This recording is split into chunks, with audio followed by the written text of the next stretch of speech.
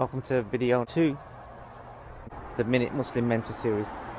Today I want to talk about Power of Habit. There is a classic book that's written a few years ago. I've got a book recommendation down below, but I'm going to summarize the book's concepts in the 4 points.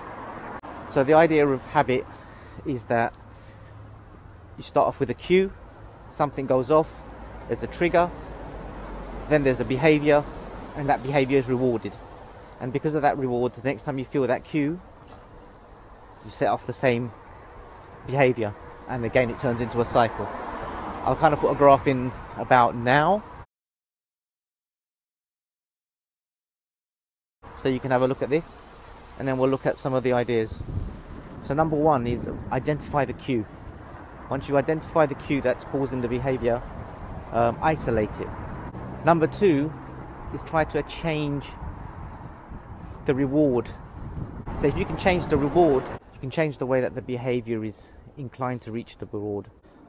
So you could change a trip to the fast food shop for a walk around the block, for a glass of water, or for a healthy meal. So the next one is isolating the cue, the trigger. So is it a time of day? Is it meeting with somebody? Is it feelings? Is it something that's just happened? If you can isolate that, you're halfway to breaking a habit or forming a new one. And the last one that you've got to consider is planning.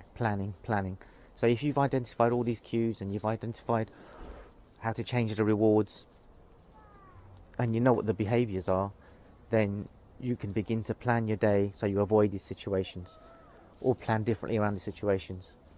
If it's an inability to pray because you get yourself into a pressure situation where you haven't got the time, you can really start planning your day from the morning, which is going to be another set of video about how you plan your day, to really make a difference in your life.